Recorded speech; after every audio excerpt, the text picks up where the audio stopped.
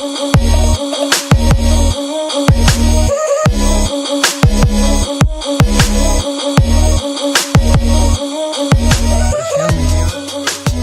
buscarte, Jesús. Ayúdanos, mi Dios, a estar concentrados. Quita de nuestra cabeza, Señor, las preocupaciones, Señor, y todas las distracciones que tenemos y incomódanos hoy un poco, Señor. Ayúdanos a buscarte profundamente, ayúdanos a buscar más de ti de una forma sincera y honesta, mi Dios. Te damos gracias, Jesús. Amén. Vale, vamos a empezar primero leyendo Lucas 18 del 9 al 14 y luego hablamos sobre ello. Voy a leer la Nueva Versión Internacional por si os parece un poco distinto de lo que viene ahí, ¿vale? A algunos que estaban seguros de ser justos por sí mismos y que despreciaban a los demás, Jesús les contó esta parábola. 2 hombres subieron al templo a orar. Uno era fariseo y el otro recaudador de impuestos. El fariseo se puso a orar consigo mismo. «Oh Dios, te doy gracias, porque no soy como otros hombres, ladrones, malhechores, adúlteros, ni mucho menos como este recaudador de impuestos. Ayuno 2 veces a la semana y doy la 10ª parte de todo lo que recibo». En cambio, el recaudador de impuestos, que se había quedado a cierta distancia, ni siquiera se atrevía a levantar los ojos al cielo, sino que se golpeaba el pecho y decía: «Oh Dios, ten compasión de mí, que soy pecador». Os digo que este y no aquel volvió a su casa justificado ante Dios, pues todo aquel que a sí mismo se enaltece será humillado, y el que se humilla será enaltecido. Pues esta historia que contó Jesús, esto que acabamos de leer, es una de las enseñanzas más radicales y más reveladoras que contó Jesús. Jesús con esta historia está rompiendo completamente la noción de lo que tienen que ser las cosas en la sociedad del siglo I en Judea. Si empieza de una forma muy sencilla, empieza: 2 hombres van al templo a orar. Algo normal, algo cotidiano que pasaba en aquellos días. Y es algo que pasa también en estos días. Si Jesús contase la parábola hoy, a lo mejor podría decir: un domingo 2 personas van a Amistad Cristiana. Y hablaría de 2 tipos de personas que a lo mejor están aquí. A lo mejor eres de esas personas que estás contento por estar aquí. ¿Por qué? Porque está bien estar aquí. Está bien lo que hemos cantado, está bien cantar a Dios. Está bien venir aquí a la iglesia. Está bien escuchar lo que vamos a escuchar ahora. Y estás cómodo. Y estás contento porque estás haciendo las cosas bien. A lo mejor no llevas mucho tiempo viniendo, a lo mejor es la primera vez que vienes y no sabes mucho de ese Dios al que hemos cantado. A lo mejor no sabes muchas cosas, pero sí que ves gente que parece moverse con soltura, gente que parece que saber lo que se hace. A lo mejor no te ves tan bueno como ellos. Y aunque no sabes muchas cosas, lo que sí sabes es que estás lejos de Dios. Sabes que hay cosas a lo mejor que no están bien en tu vida.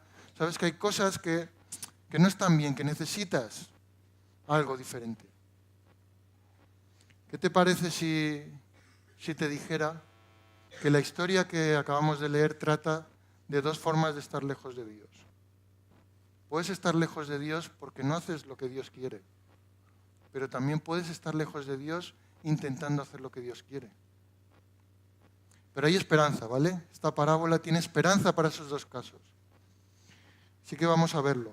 Para poder entender bien qué es lo que nos está contando Jesús, necesitamos viajar al siglo I, ¿vale? Necesitamos escucharlo como lo escuchó un judío y flipó al escucharle esa historia. Después de entenderla, vamos a ver que tiene un mandato para nosotros y que esa recomendación de Dios tiene 4 consecuencias, ¿vale? Vamos a ver un poco el contexto. Jesús habla de 2 personas, de 2 tipos de personas, de un fariseo y un recaudador de impuestos. Y sobre el fariseo dice que era un fariseo excelente. ¿Cómo lo entendía un judío del siglo I? Nosotros cuando escuchamos la palabra fariseo, enseguida ya identificamos: este tiene que ser el malo de la historia, seguro. Incluso usamos esa palabra para ofender a la gente o para describir a alguien que no es de fiar, alguien que es un poco falso. Y no tiene nada que ver con lo que entendía un judío en el siglo I. Los fariseos significa estar apartado, estar separado. Y tiene que ver con un grupo de personas que querían estudiar la ley de Dios. Querían cumplir la ley de Dios de corazón. Querían ser un buen judío. Querían ser un ejemplo para todos. Querían enseñarle a todos que era posible vivir la ley que Dios les había dado. De hecho, 2 siglos antes de que naciera Jesús, pagaron con su sangre defender a la nación judía y sus costumbres. Para los judíos eran héroes nacionales, eran el ejemplo a seguir. Cuando un judío escuchaba hablar de un fariseo, pensaba, oh, un buen hombre, una persona en la que hay que fijarse. Y cuando Jesús describe a este fariseo, dice sobre él que este fariseo ayunaba 2 veces. La ley solamente pedía que se ayunase una vez al año. Eso viene en Levítico 16, 29, si lo quieres ver. Pero este hombre ayunaba 2 veces. Y dice también que diezmaba de todo. La ley pedía diezmar de las primicias, pero este hombre diezmaba todo. Lo que compraba, lo que le regalaban, no vaya a ser que aquel que lo hubiera vendido no hubiera diezmado. Alguien decía que si la moralidad fuera una competición, como el atletismo, este fariseo sería Usain Bolt. Es un crack. Es un ejemplo increíble, es una persona excelente. ¿Y qué es el recaudador de impuestos? Nosotros pensamos ahora en alguien que recauda impuestos, pensamos en un inspector de Hacienda y pensamos que es alguien con un trabajo digno. A ver qué decís, que tengo una familiar inspectora de Hacienda. Y es un trabajo que, si se hace bien, nos permite recaudar impuestos pues, para pagar carreteras, colegios, hospitales, nos ayuda a todos y hace bien su trabajo. Pero en el siglo I no significaba eso. Alguien que era recaudador de impuestos lo había conseguido porque pagaba un canon al imperio, era como una franquicia, y así tenía el derecho de cobrar impuestos a todo el mundo. Y había impuestos de todo tipo, pues de la tierra, del comercio, de aduanas, de cualquier actividad económica. Y el beneficio del recaudador de impuestos era que todo lo que cobrara por encima de lo que tenía que pagar al imperio, se lo quedaba. Entonces, para los judíos, un recaudador de impuestos era un ladrón, era un traidor, que estaba traicionando a su propia nación y estaba financiando al ejército invasor. Estaba financiando a aquellos que habían matado judíos. Imagina que alguien te está obligando a financiar el terrorismo. ¿Cómo te sentirías?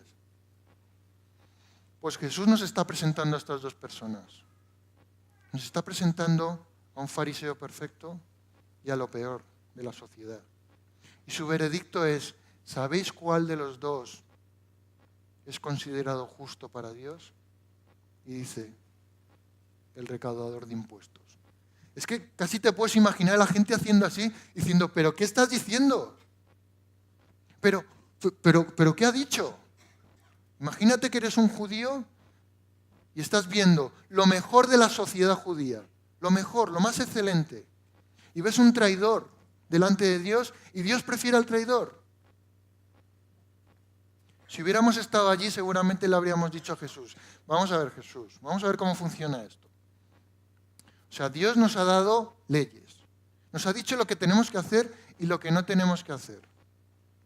Tenemos aquí un hombre bueno, un hombre que está haciendo lo que tú quieres, un hombre que es un buen ciudadano, que no nos roba, que es un ejemplo para todos, que nos está ayudando a todos. Y luego tenemos la escoria de la sociedad, algo que para nosotros es peor que una prostituta o que un ladrón o que un asesino. ¿Y tú prefieres eso? Y Jesús dice, sí, porque el que se exalta será humillado y el que se humilla será exaltado. Hombre, ¿y qué va a hacer el recaudador de impuestos? No se va a exaltar, ¿no? Si es un pecador tremendo. ¿Y por qué se va a humillar el fariseo si está haciendo lo que tiene que hacer? Jesús nos está lanzando a nosotros y a aquellos oyentes un mensaje claro. Es, tienes que cambiar tu modelo. Déjame hacerte una pregunta. ¿Quién es tu modelo de cristiano? ¿Y por qué? Piénsalo unos segundos. Si no eres cristiano, ¿qué piensas que debería ser un cristiano? Piénsalo. A lo mejor hoy no tienes que cambiar de modelo, pero tienes que cambiar el por qué es tu modelo. Lo tienes que cambiar. Jesús nos está dando un mandamiento importante, nos está diciendo, ¿quieres ser aceptado por Dios? Tienes que pasar por el lugar del recaudador de impuestos. ¿Y qué significa eso? ¿Es vivir su vida? ¿Es estar de acuerdo con Él? Vamos a ver qué significa eso. Significa dos cosas. La primera, pasar por el lugar por el que pasó el recaudador de impuestos es saber quién eres delante de Dios. Y esto tiene que ver con las dos personas que Jesús nos está presentando en la historia. Tenemos por una parte una persona que se pone cerca de Dios, se pone cerca y dice, ¿ves Dios? No hago esto, no hago lo otro, y además hago muchas cosas buenas. Es una persona que cree que puede estar cerca de Dios por lo que hace. ¿Y qué hay de malo? Le está dando las gracias a Dios por ello, ¿no? Es como si alguien aquí en la iglesia estuviera pensando hoy, gracias Señor, porque no soy como ese pecador que está allí, que sé que comete inmoralidad sexual. O ese otro que sé que cobra en negro. O ese otro que es un mentiroso. O ese otro que lea al autor ese tan malo, a Joel Osteen, y se lo cree. Si no sabes quién es, no hace falta que lo sepas, ¿vale? Y dice, Señor, además, no falta un domingo a la iglesia. Voy los martes a Ignition.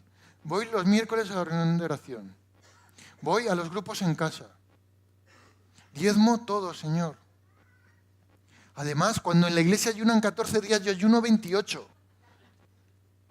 Gracias, Señor.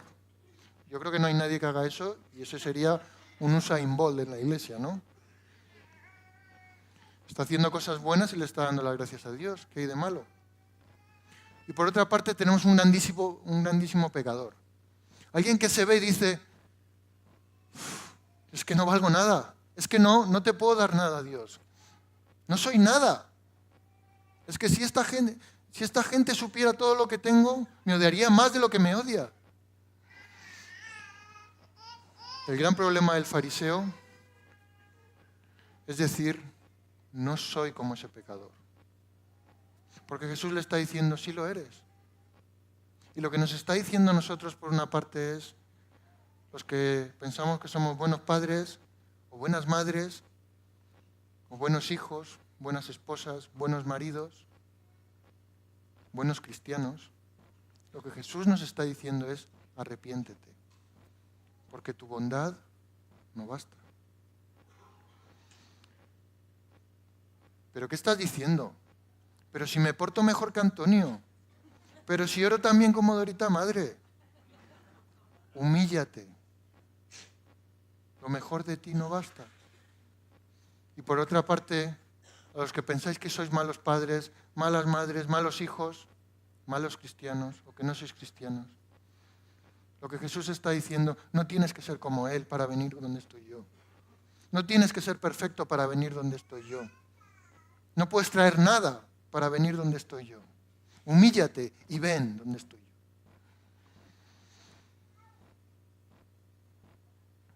El fariseo no se equivocaba obedeciendo la ley de Dios.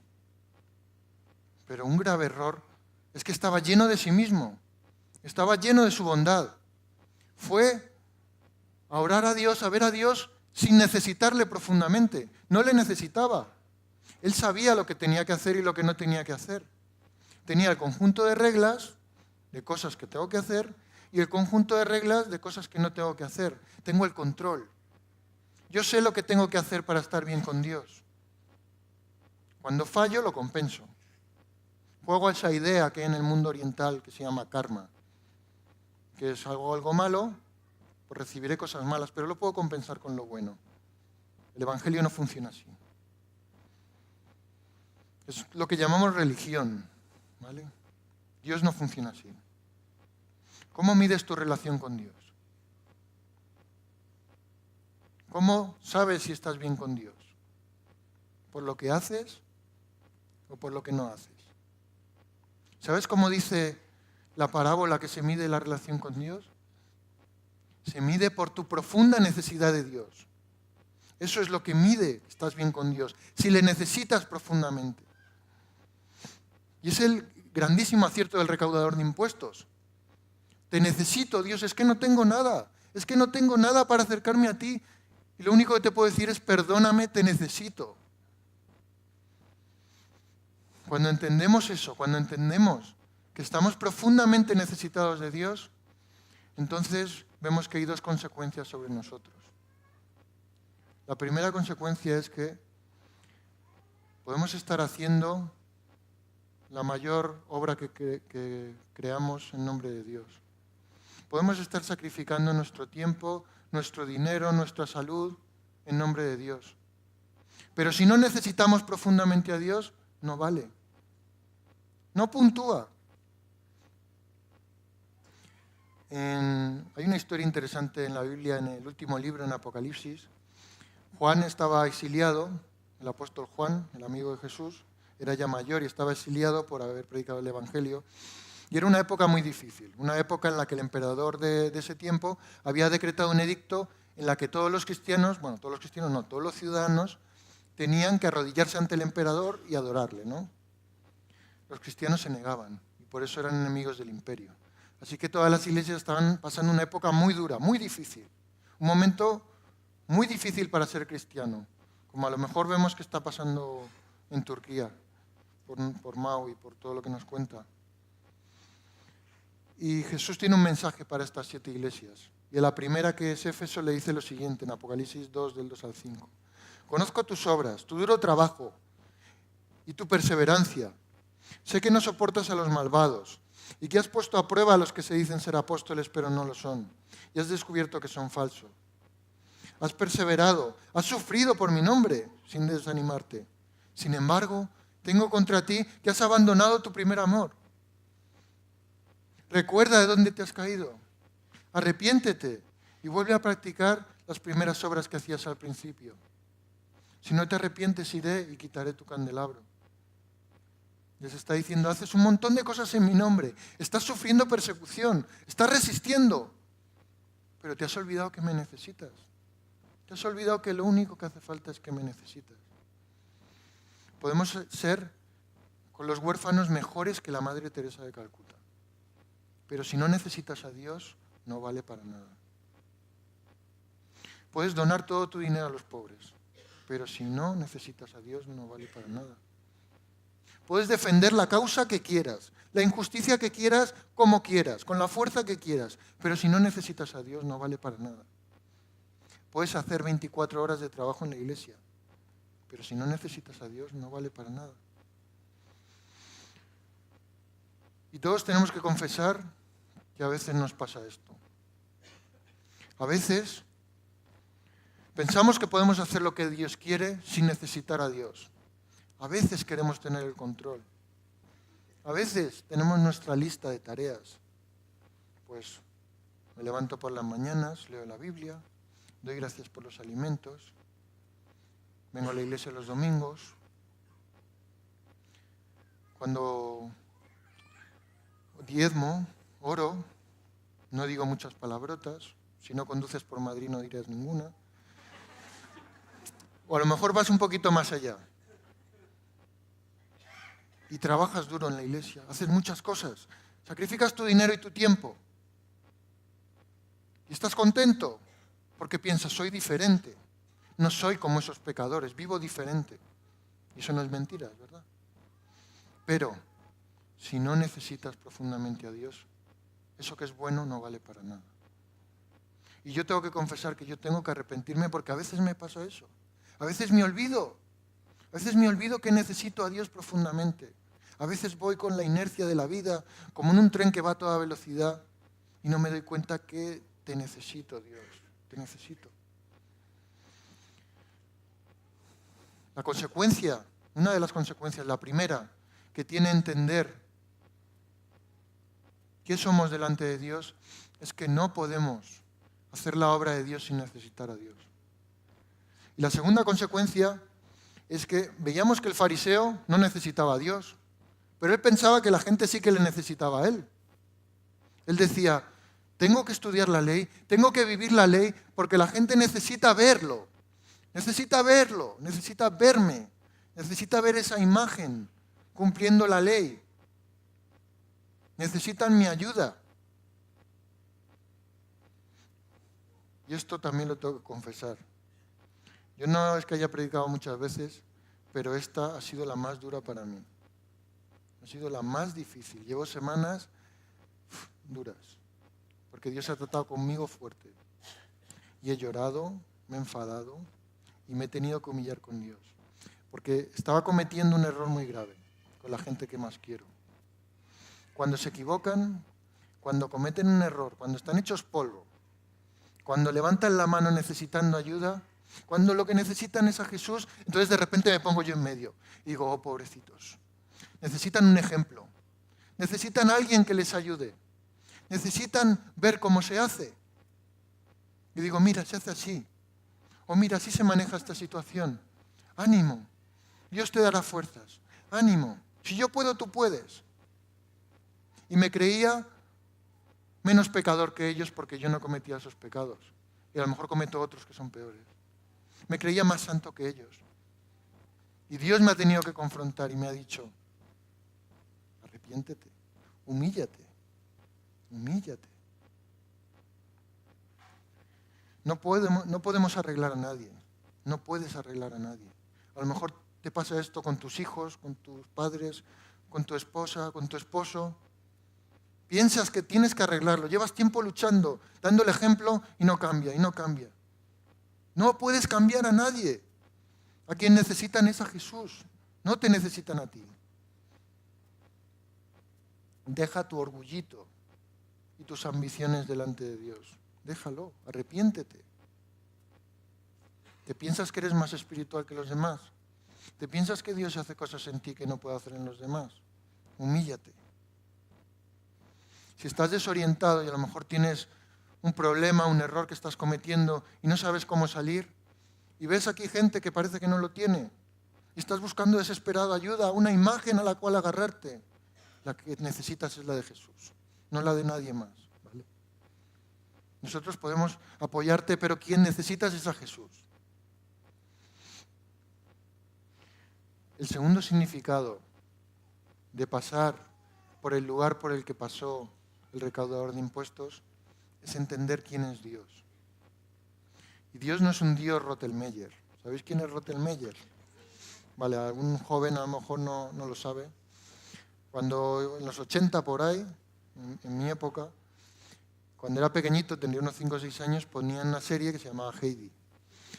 Y Heidi iba sobre una niña que vivía en las montañas de Suiza, y era una niña muy alegre, muy espontánea, que vivía con su abuelito y con su perro San Bernardo y sus ovejitas. Y era muy salvaje, una niña salvaje y alegre, como mi hija Gaby un poco. Bueno, Heidi lloraba menos que Gaby, eso también hay que decirlo. Pero era una niña súper espontánea. Y de repente, por cosas que pasan en la serie, acaba viviendo en Frankfurt, en casa de una familia que tenía mucho dinero. Y allí había una institutriz, que era como una profesora, para la hija de la familia y para Heidi. Y era Rottelmeier. Y qué mala era Rottelmeier. A mí me ha dejado traumatizado, de verdad. Yo sufría por Heidi. Yo veía cada capítulo y le decía, mamá, tengo miedo. Y estaba encima de ella, incluso le cambió el nombre, la llamaba Adelaida. Y decía, Adelaida, llevas mal vestido. Adelaida, no corras. Adelaida, no subas. Adelaida, cállate. Adelaida, no grites. Adelaida, no vivas, le estaba diciendo. Era muy dura con Adelaida porque no cabía en su estereotipo de lo que era una buena niña. Y recuerdo un capítulo que sí que me dejó marcado. Heidi visitaba en su pueblo una abuelita ciega que la quería mucho, y como en su pueblo no tenían pan blanco, y en Frankfurt sí, Heidi se guardaba el pan de las comidas y lo guardaba en un cajón. Y tenía un montón de pan guardado y estaba súper ilusionada porque un día iba a llevarle ese pan a su abuelita, aunque a lo mejor estaba como una piedra, pero ya tenía esa ilusión. Y un día Rottelmeier la pilla. Y va, le mete un grito, la humilla, le quita el pan y deja el corazón de esa niña destrozado. Destrozado. Eso me traumatizó, de verdad. Nadie lo sabe. Cuando digo que alguien es Rottelmeieroso, estoy diciendo que es lo peor de lo peor. Dios no es un Dios Rottelmeier, ¿vale? Dios no funciona así. El error del fariseo es pensar que Dios está con la ley como si fuera una checklist, como si estuviera pasando la ITV. Bueno, has cumplido esto, has cumplido lo... Oh, con este pecado quieres venir aquí. ¿Con este pecado te quieres presentar ante mí que soy santo? No, hombre. Cuando tengas un buen currículum y seas un santo, hablas conmigo que yo soy santo. Dios no funciona así. En cambio, el recaudador de impuestos está desesperado. Sabe que nadie allí le acepta. Sabe que nadie allí le va a recibir. Pero dice, a lo mejor Dios me acepta. A lo mejor Dios me perdona. Y es la única revelación que importa. A lo mejor recordó algo que está escrito en la Biblia que escribió el profeta Jeremías, en Jeremías 31, 19 y 20, que decía, porque después que me aparté me arrepentí. Y después que comprendí, me di golpes en el muslo. Me avergoncé y me humillé, porque llevaba el oprobio de mi juventud. ¿No es Efraín mi hijo amado? ¿No es un niño encantador? Pues siempre que hablo contra él lo recuerdo aún más. Por eso mis entrañas se conmueven por él. Ciertamente tendré de él misericordia, dice el Señor. Es una revelación increíble. Dios te recibe en misericordia. Y hay gente que dice, Dios es justo. Sí, es justo, pero te recibe en misericordia. Primero lo que te ofrece es misericordia. ¿Qué ofrecemos nosotros a la gente? Cuando entendemos correctamente quién es Dios, cuando entendemos que Dios es un Dios que nos recibe en misericordia, no podemos hacer otra cosa que ir corriendo, arrodillarnos y decir, perdónanos, Señor, perdónanos por intentar vivir como tú querías, Señor. O perdóname, Señor, por pensar que no me quieres. Perdóname, Señor. Y esto tiene también, como decíamos, dos consecuencias en nosotros. La primera, la única forma de hacer lo que Dios quiere es primero recibir su misericordia. Y es un mensaje radical para el fariseo y súper liberador para todos los que estaban escuchando. Esta historia empieza diciendo que había gente que se creía muy justa y se estaba burlando o despreciaba a aquellos que no eran tan justos. Y lo que nos está diciendo es que lo único que Dios requiere de nosotros es arrepentimiento. Lo único que puedes hacer es primero recibir perdón. Lo que Dios está diciendo es, el orden de las cosas no es, haz cosas y entonces llegarás a ser un justo. Haz cosas justas, haz cosas buenas y entonces llegarás a ser bueno. Dios está diciendo, eso no funciona, eso es imposible. Lo que está diciendo es, primero, reconoce que no puedes hacer nada. Recibe la misericordia de Dios. Vas a ser un justo y entonces harás cosas justas. Tenemos religión y evangelio. Hay un ejemplo muy tonto que vi el otro día en Facebook, pero yo creo que se entiende bien. Es muy tonto, ¿vale? Imagínate que ponen una pizzería al lado de tu casa, nueva. Parece súper chula, parece que mola un montón. Dices, pues vamos a probar. Llamas, viene el tío enseguida y dices, qué rápido. Abres la puerta y aparece un tío con smoking, con una caja de pizza que lo flipas. Una caja de pizza que nunca has visto en tu vida. Increíble. Unos colores, unos dibujos que dices, ¿qué habrá dentro? Increíble. Y la abre el tío orgulloso y sale música. Y no solo sale música, sino luces. Y dices, wow. Y miras dentro y dices, no hay pizza. Y él, sí, estamos en eso de la pizza, no te preocupes. Pero a que nunca habías visto una caja así. Aunque nunca habías visto una caja de pizza tan flipante. Y tú dices, sí, está muy bien, si tiene música y luces, eso está chulo y el diseño está chulo. Pero es que he pagado por una pizza. Bueno, no te preocupes, en eso estamos. ¿Pero no quieres la caja? Pues no, es que una caja sin una pizza dentro es inútil. Y a veces pensamos que podemos hacer eso. A veces pensamos que podemos hacer un montón de cosas, ser de un montón de cosas, y se nos olvida que lo único necesario es ser transformados por Dios. Vanessa nos estaba hablando antes de un ejemplo. Dios es real, Dios funciona, Dios es real. Cuando recibes la misericordia de Dios, no recibes una Biblia en la que vienen un montón de cosas que hay que hacer y que no hay que hacer. Lo que recibes es una historia de amor, una historia de un Dios que pone su naturaleza en ti y te transforma. La vida cristiana no se basa en nuestras propias fuerzas, se basa en que Cristo vino a morir por nosotros y que nos pone su espíritu dentro de nosotros. Y sin mérito alguno por nuestra parte, tienes la capacidad de dejar de hacer cosas que antes no podías.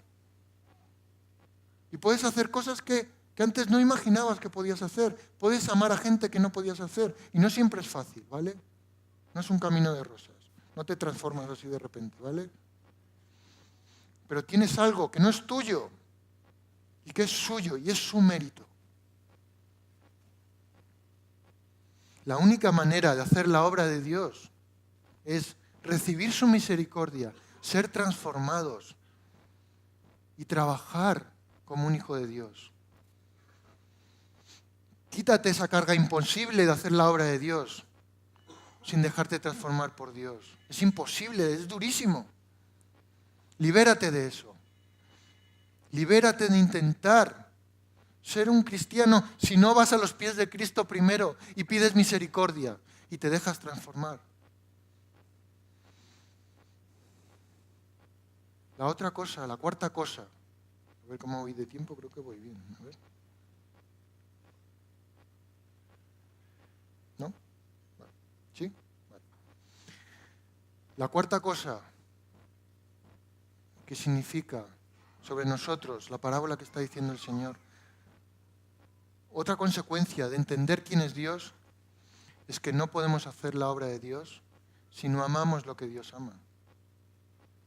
El fariseo pensaba que cumpliendo lo que Dios quería y rechazando a aquellos que incumplían la ley o aquellos que traicionaban la ley de Dios, estaba siendo justo. Y lo que realmente estaba haciendo es rechazar a aquel que Dios está aceptando. Lo que era su rectitud se ha convertido en la injusticia más grande del mundo. Está rechazando a aquel que Dios ama. Está olvidando que no se puede intentar cumplir la ley de Dios. Si parte de la ley dice esto en Levítico 19:18, no te vengarás, ni guardarás rencor a los hijos de tu pueblo, sino que amarás a tu prójimo como a ti mismo. Yo soy el Señor. No se puede hacer la obra de Dios si no amamos a los que Dios ama. Todos conocemos ese versículo de Juan 3:16. De tal manera amó Dios al mundo, que ha dado a su Hijo unigénito, para que todo aquel que en él crea no se pierda, mas tenga vida eterna. Dios ama al mundo, no ama el pecado del mundo, cuidado. Y vino a morir por nosotros. Vino a morir porque no podíamos ofrecerle nada. ¿Amamos nosotros a estas personas? ¿Amamos a aquellos que no entran dentro de nuestro encaje de lo que es un cristiano? ¿Qué actitud tenemos con aquellos que son pecadores? ¿O qué actitud tenemos con aquellos que no piensan lo que nosotros pensamos? Que no votan a quien nosotros creemos que tienen que votar. Que piensan sobre temas difíciles como la inmoralidad sexual, otro tipo de temas difíciles de aceptar. Amar al pecador no significa estar de acuerdo con su pecado. ¿Qué pasaría si alguien en la iglesia, a lo mejor alguien con liderazgo en la iglesia, acepta en su casa o habla con alguien que es un pecador tremendo, con alguien que es una escoria de la sociedad, alguien que comete actividades ilícitas, alguien que está luchando por algo en contra de la iglesia? ¿Qué pensaríamos de él? Jesús lo hizo. Jesús lo hizo. Jesús compartió mesa con prostitutas, con publicanos, con recaudadores de impuestos, con ladrones, con asesinos. Y no estaba de acuerdo con lo que hacían. Pero les presentó a un Dios que les acepta en misericordia para enseñarles su pecado, para que se arrepintieran y fueran transformados. No podemos hacer la obra de Dios aislándonos de aquellos a los que Dios ama.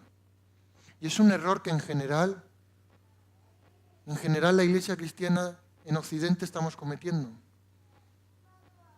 Pensamos que podemos ser diferentes y ser indiferentes a lo que nos rodea. Hemos sido tentados a crear una mini sociedad, una mini cultura, cuanto más hacia el oeste, más elaborada es. Una mini cultura cristiana que tenga todo lo necesario para aguantar hasta que Dios venga. Y decimos, gracias Dios, porque no somos como los pecadores que están ahí fuera. Recuerdo un amigo que estaba leyendo un libro cristiano. Por favor, cualquier cosa que vendan en una librería no tiene por qué estar bien, aunque lleve el título de cristiano, ¿vale? Pregunta a los ancianos de la iglesia, pregunta a alguien en el que confíes, ¿vale? El libro que estaba leyendo mi amigo decía que el mundo estaba condenado, el mundo estaba hecho polvo, el mundo se había rebelado contra Dios. Y puesto que el mundo se había rebelado contra Dios, los cristianos teníamos que aguantar como un oasis en medio de las ruinas. Teníamos que aguantar como un oasis viendo cómo todo se quema a nuestro alrededor. Pero los cristianos no somos un oasis, somos un torrente que lleva vida. Y estamos llamados a llevar justicia a las naciones. Y no significa estar de acuerdo con el pecado. Predicar el Evangelio, si no amamos al que sufre, si no amamos al que está sufriendo las injusticias del mundo, no es hacer la obra de Dios. No podemos encerrarnos en nuestra cultura cristiana mientras todo se derrumba. Pero no olvidemos que cualquier cosa que queramos hacer, si no viene de Dios, no vale para nada. Si queremos luchar por aquello que Dios ama, primero tenemos que dejarnos ser transformados por Dios y presentar misericordia y en amor. No vale defender las cosas de Dios de cualquier manera, ¿vale? Es un equilibrio muy difícil. Es un equilibrio difícil. Tenemos ejemplos de gente en la historia que lo ha conseguido. Hay un teólogo alemán que se llama Bonhoeffer, famoso por lo que escribió, pero muy famoso por cómo vivió. Luchó contra el nazismo y acabó en un campo de concentración. Martin Luther King, una persona que mucha gente le cita, pero ojalá mucha gente le siguiera, porque amaba y luchaba, pero amaba y no odiaba. Una vez escuché a alguien decir, ojalá algún día pudiera llevar a mis hijos a una universidad cristiana aquí en España. Y pensé, eso estaría guay, ¿no? No estaría mal. Liberarías a tus hijos de un montón de cosas, ¿no? Pero luego pensaba, ¿y qué mejor sería que nuestros hijos estuvieran tan humillados delante de Dios, que fueran a una universidad donde nadie les conoce y presentaran a Dios? No podemos hacer la obra de Dios si no amamos lo que Dios ama. Debemos ser luz en esta ciudad, en Madrid. Necesitamos estar abiertos a las necesidades de esta ciudad de Madrid, de la gente que nadie escucha en Madrid. Tenemos que decir todos, perdónanos, Señor, perdónanos. ¿Cómo voy? Vale, vamos a ir terminando de todas maneras. El mensaje de Jesús en esta parábola es un mensaje de esperanza y de libertad.